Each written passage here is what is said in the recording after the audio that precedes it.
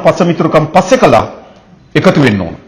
එහෙම නැත්නම් දේශපාලනික ගත්තොත් සජිත් ප්‍රේමදාස නාමල් රාජපක්ෂත් එක්ක එකතු වීම නාමල්ටත් අවාසි සජිත්ටත් අවාසි. නිකන් එහෙම හිතුවොත් නිකන් මතු පිටතල හිතුවොත් නේද? සජිත් නාමල් එක්ක එකතු වීම නාමල් සජිත් එක්ක එකතු දෙන්නටම අවාසි. හැබැයි ඒගොල්ලෝ හිතන මොකද්ද?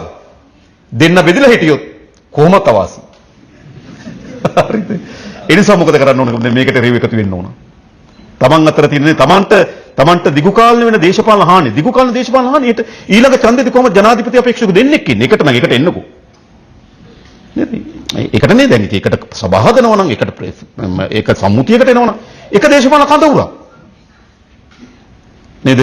හැබැයි ඒගොල්ලෝ දැන් දිගු කාලනේ ඒගොල්ලන්ට දේශපාලනයක අවාසි වුණත් කෙටි කාලේ මේ නිශ්චිත මොහොතේදී ඒගොල්ලන්ගේ පැවැත්ම හදාගන්න නම් ජාතික ජන බලවේගයට එරෙහිව එකතු වෙන්න ඕන. ඔක ඒක පුද්ගලික පැවැත්ම. හැබැයි මතක තබා ගන්න.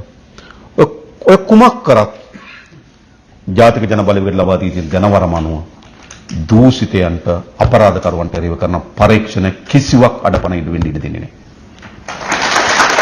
ඒ වගේම අපි කරේ ජනතාව විශ්වාසය තබලා මේ අපිට ලබා දුන්නු ජනවරම අපි කරේ තබා තිබෙන බලාපොරොත්තු අපි අනිවාර්යෙන් ඉටු කරනවා.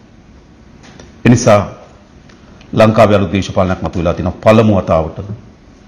මෙතන ඔබට අපේ රට පිළිබඳ අපේක්ෂාවක් තියෙනවා. මොන වගේ රටක්ද අපිට ඕන?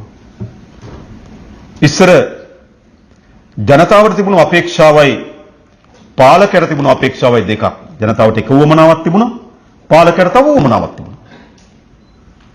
ඔබට සහතිකයක් දෙන පළමු වතාවට රටේ ආණ්ඩුවක් හදලා තිනවා. ඔබගේ උවමනාව සහ අපේ උවමනාව එකක් බවට පත් වුණු ආණ්ඩුවක්.